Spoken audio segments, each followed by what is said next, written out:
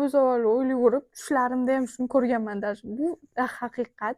Mana bu jiddiy rumyana bilan suxoy rumyanani birov-birovidan nima farqi bor va birov-birovi bilan qo'shib ishlatganda, ya'ni birinchi jiddiy surib, keyin ustidan suxoy qilganda nimalar bo'ladi? Nimaga buni ko'p makiyaj qiladigan vizajistlar ishlatishadi deb o'ylardim va hozir shu ikkita kursda o'qib chiqqanimdan keyin tushunib yetgan narsalarim. Birinchisi, jiddiy rumyanalar ko'proq quruq terilarga juda ham mos tushadi va o'zini teridan chiqqan effektda juda ham zo'r ko'rsatib berishadi. Lekin bularning minus tomoni, yuzingizda poralar bo'lsa, bilintirib qo'yishga moyilroq bo'ladi.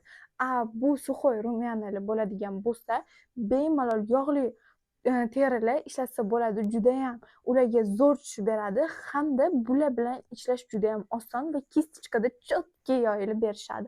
Bular bilan poralarni unaqa darajada bildirib qo'ymaymiz va bunaqa yaltiroqlar ham zo'r yotib berishadi. Agar ikkalasini birga ishlatadigan bo'lsak, bemalol kuni bo'yi tugur, kechasi bilan juda ham zo'r turib beradigan makiyaj hosil bo'ladi. Siz buni bilardingiz? Kommentariyada yozib qo'ying. Obuna bo'lsangiz xursand bo'lardim. Pata-pata.